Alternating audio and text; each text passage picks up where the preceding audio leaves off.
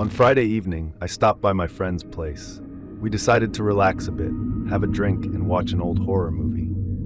A bottle of whiskey quickly appeared on the table, and we slowly emptied it between the two of us.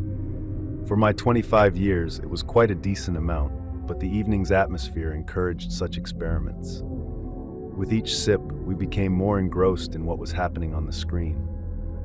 The movie turned out to be unexpectedly captivating, and we, forgetting about everything else, immersed ourselves in the dark story unfolding before us. It was fun, but at the same time, there was something strange in the air, a feeling I couldn't explain at the time. Somewhere in the middle of the movie, the electricity suddenly went out, leaving us in pitch black darkness. The screen went blank, the sound cut off, and for a moment, silence enveloped the room, broken only by our awkward chuckles. Instead of being frightened or annoyed, we found ourselves laughing, as if someone had intentionally tried to recreate the eerie atmosphere of the movie we were watching. This unexpected interruption felt like a playful echo of childhood, when ordinary events seemed mysterious and thrilling. However, sitting in complete darkness wasn't exactly part of our evening plans. Something had to be done about the power. My friend, armed with a small flashlight, headed to check the electrical panel. He joked that maybe it was the spirits from the movie playing tricks on us, and assured me that fixing the issue would only take a couple of minutes. His lightheartedness and humor eased the strange tension a bit, but I couldn't shake off the feeling that there was more lurking in the darkness than just a simple power outage. "The power is out on the entire street," Dave said as he walked back into the house. Dave, that's my friend's name. Suddenly, I remembered that he had a generator in his garage. "Dave, I remember you have a generator in the garage. Maybe we can hook it up," I suggested. "Good idea," he agreed, heading toward the garage. But then a thought struck me, something I couldn't ignore. I decided to ask him about the tape with the movie. "Hey Dave, who gave you that tape?" I asked. Dave stopped, turned around, and pointed the flashlight right at my face. "Are you seriously that drunk?" "You gave it to me last week," he replied. I froze, unsure of what to say. Vague fragments of memories began surfacing in my mind, but they didn't form a coherent picture. Things were starting to feel even stranger. Dave went to the garage, and I stayed in the room, trying to make sense of my thoughts. Why couldn't I remember anything about the tape? My mind felt foggy. I had this nagging feeling that the tape was mine, but where did it come from? How did I get it, and how did it end up with Dave? I tried to piece together some fragment of memory, but it was no use. The feeling was unsettling, almost oppressive. A few minutes passed, and suddenly, the lights flickered on. The power was back. The house lit up, every room glowing brightly once more. "Hey Dave, the power's back. We don't need the generator." I shouted toward the garage. I figured he would have noticed the lights coming back on, but there was no response. The silence in the house suddenly felt too heavy, almost unnatural. Maybe he just didn't hear me, I thought. It's probably hard to hear anything in the garage. I got up and decided to go check on him. A strange sense of unease crept into my thoughts, but I tried my best to ignore it. I put on a sweater. It was already late, and the air outside was chilly. As I reached the garage, I stepped inside and looked around. Dave was nowhere to be seen. In the dim light, my eyes caught something unusual. On the floor, faint red stains stood out. It was blood. What happened here? I thought, feeling a chill run down my spine. "Hey Dave, where are you?" I called out loudly, but the only response was heavy silence. I searched the entire garage, but apart from those unsettling stains, there was nothing to find. A strange unease began to creep over me. I decided to check around the house, inspecting every corner, but there was no trace of Dave anywhere. He couldn't have just wandered into the forest, could he? I thought, glancing at the dark silhouettes of trees nearby. The idea unsettled me even more. Maybe he went back into the house? I muttered to myself as I headed toward the lit-up building. Dave couldn't have just disappeared, or could he? The house wasn't big, so it didn't take long to check all the rooms. But that didn't make it any easier. Dave was nowhere to be found. I went into the living room, turned off the lights, and stood by the window with a glass of whiskey in my hand. My eyes scanned the dark yard, hoping to catch sight of my friend. Minutes passed. Long, agonizing minutes. I couldn't shake the worry gnawing at me. Where was Dave? Why had he disappeared? And why couldn't I stop thinking about that tape? It felt as if it held an answer I wasn't ready to face. Then I saw it. In the distance, a figure. It wasn't Dave, that much was certain. This person was unnaturally tall, wearing a hat. They moved slowly, as if aimlessly strolling through the night. I squinted, trying to make out more details. Suddenly, it seemed like they stopped and noticed me. Their movement shifted, and they began heading straight toward the window where I stood. A chill ran down my spine as I froze in place, my heartbeat quickening. The lights in the room suddenly flickered on, and in my startled state, I dropped my glass. It hit the floor with a crash, shattering into tiny pieces. "Damn it, you're so clumsy," Dave said irritably as he appeared in front of me, his hand wrapped in a makeshift bandage. "Dave, where have you been? I've been looking for you for 15 minutes. In the house, in the garage. Damn, I was really starting to worry about you." I blurted out, still feeling the adrenaline coursing through me. Dave sighed, clearly tired of explaining. I went to the garage, but it was dark, and I cut my hand on something sharp. Then I went down to the basement to grab the first aid kit. It's not easy to bandage yourself in the dark, so it took me longer than I expected. And here you are, standing in a panic and breaking my favorite glass. What's up with that? His explanation calmed me a bit, but the memory of the strange figure outside the window still lingered in my mind, unsettling me. "There's someone creepy outside the window. Look for yourself," I said, pointing toward the glass. Dave walked up to the window and looked outside, but there was no one there anymore. "What the hell?" I muttered, feeling an uneasy chill run through me. "John, relax," Dave said calmly, turning back to me. "Looks like the movie really got to you. I'll grab a couple of beers and we'll keep watching." "How does that sound?" "Perfect, just what I need," I replied, trying to hide the lingering unease in my voice. I sat down on the couch, staring at the TV screen, but the image of that strange figure outside the window wouldn't leave my mind. The movie's plot revolved around an old doctor who performed horrific experiments on people, recording everything on film. It was terrifying, but undeniably captivating. Occasionally, Dave would joke, "Hey John, isn't that the same doctor you saw outside the window?" Those jokes made me feel a bit calmer. It's always easier to handle fears when they're voiced, even as a joke. We didn't get to finish our beers or the movie when a sudden knock echoed through the house. It was loud, persistent, almost angry. The sound cut through the silence of the night, making both of us jump. Dave shot me a nervous look, and I returned it. The knock had unsettled us both, especially since we weren't expecting anyone at this hour.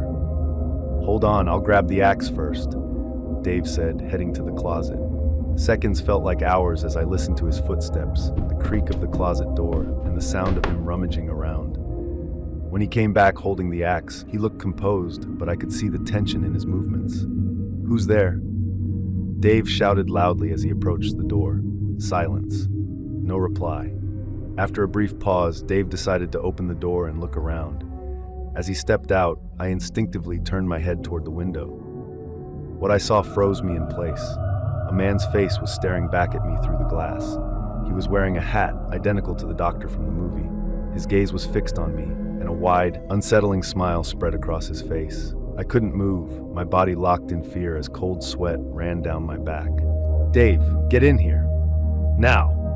I heard his footsteps immediately, pounding against the floor as he ran toward me with all his might. When he burst into the room, his eyes locked on the window. I couldn't tell what emotion crossed his face. I couldn't look away from what was outside, but I was certain he was as shocked as I was.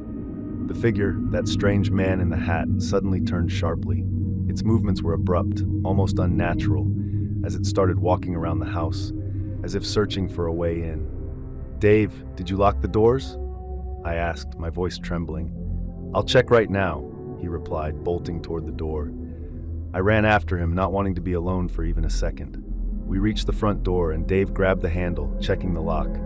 His hands were slightly shaking, but the door was secure. "It's locked, we're good," he said, trying to reassure both of us. But we both knew this wasn't over. Suddenly, the door shattered under a powerful blow. "What the hell?" I shouted, stumbling backward. "Upstairs, to my bedroom now." Dave commanded. We both bolted up the stairs and locked ourselves in his room. I turned the lock and quickly jammed a chair under the doorknob, my heart pounding like a drum. "We need a plan," I said, trying to catch my breath. "If it's breaking through doors, it'll be here in a minute." Dave looked at me, his expression strangely calm and determined. "I've got a shotgun," he said, "but it's in the garage. We'll have to jump out the window and make a run for it." As Dave laid out his plan, we heard the creature smash through the front door with a deafening crash. Its heavy, deliberate footsteps grew louder as it made its way up the stairs. "Go out the window. I'll follow right behind you," I said, pulling back the curtain and opening the way. Dave clapped me on the shoulder. "We've got this," he said firmly before jumping out the window. I hesitated for a moment, watching as the creature smashed through another door with inhuman strength. My heart felt like it was going to burst out of my chest. Now it was my turn. I jumped, but the landing was rough. Pain shot through my leg, and I winced. Still, I could move. Limping, I looked up and saw the doctor step to the window, preparing to jump. "No, no, no," I whispered, turning and running toward the car, just as Dave and I had planned.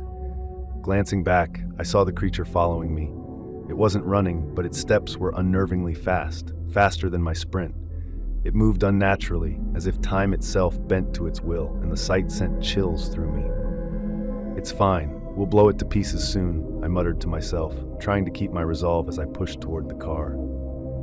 Reaching the car, I quickly opened the door, jumped in, and started the engine. At that moment, the doctor stopped right in front of the car. With all his strength, he slammed his fist onto the hood, leaving a massive dent. "Holy shit, what strength!" I muttered, disbelief etched on my face. After the hit, he slowly turned toward me, his horrifying smile stretching even wider.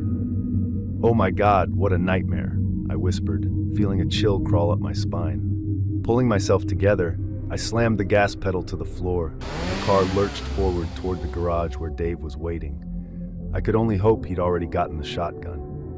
Glancing in the rearview mirror, I saw the doctor start running after the car. His movements were unnaturally fast, terrifyingly abnormal, but I managed to buy a few precious seconds. As I approached the garage, I spotted Dave stepping out, shotgun at the ready. I slammed on the brakes near him. I stepped and he jumped into the car, keeping the weapon trained on the monster. We drove straight toward it. As the distance between us closed to almost nothing, Dave didn't hesitate. He fired the shotgun, the blast hitting the creature square in the chest. My car pulled onto the road, and I kept my eyes firmly ahead. Dave, meanwhile, kept his gaze on the wounded monster we had left behind. "So, did you kill it?" I asked, trying to gauge how safe we were. "I don't know," Dave replied tersely, his voice strained. I glanced in the rearview mirror. In the distance, I could see the figure of a man lying on the road. It was the doctor. I slammed on the brakes and turned to Dave. "We need to go back home, grab the tape, and burn it," I said firmly. "No way," Dave shot back. "I'm not going back there while it's still night. We need to go to the police." "Think about it logically," I countered. "Two drunk guys show up at the station in the middle of the night, claiming they shot some old man because he smiled unnaturally." Dave hesitated before reluctantly agreeing. "Yeah, that does sound insane." I turned the car around, and we headed back to the house. "Do you still have ammo?" I asked, adrenaline pumping through my veins again. "Yeah," Dave said, reloading the shotgun with a determined motion. I parked the car right in front of the house.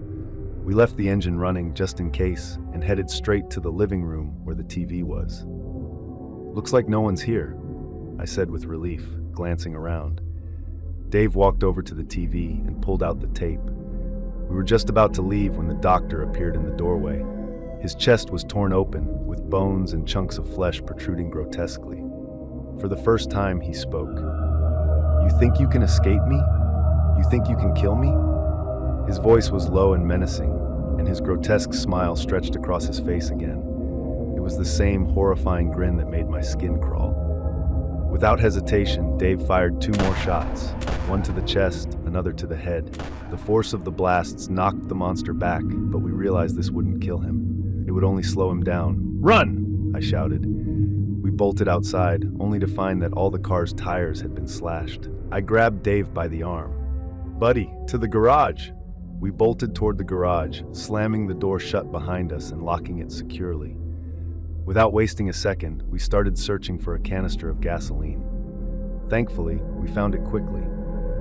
But even in that brief time, the sinister doctor had made his way to the garage.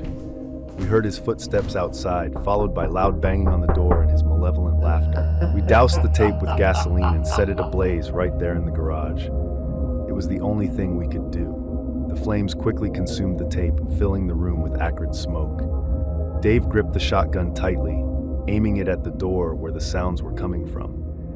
He was ready to fire if the monster broke through, but then everything went silent. The doctor's laughter turned into a terrifying, ear-piercing scream that made our blood run cold. "Did we do it?" I whispered, barely daring to believe. The scream abruptly stopped. The tape had burned to ashes, leaving behind an eerie silence. We didn't dare step outside. The thought of what might still be waiting was too frightening. With only a few shells left, we decided to stay in the garage until morning. We sat in the dark, discussing every detail of what had happened that night, and made a pact to keep it a secret. At dawn, we cautiously stepped outside. The sun had risen, casting a warm, golden glow over everything. The morning was calm and peaceful, with no trace of the monster, except for the broken doors and slashed tires. As time passed, the memories of that night faded, becoming less vivid with each passing day. 2 years later, Dave and I decided to invite our mutual friend Bill over for a horror movie night. We bought plenty of beer, snacks, and everything else needed for a good time. Bill, as always, brought a tape. It was the one we had planned to watch. As the movie began, I suddenly realized the plot felt eerily familiar. Every scene sparked a strange sense of déjà vu. It was unsettling, and I finally asked Bill, "Where did you get this tape?" Without hesitation, Bill replied, "John, you gave it to me last week." My heart skipped a beat. I turned to Dave, and our eyes met. The same look of alarm was written across his face, and at that moment, the lights went out.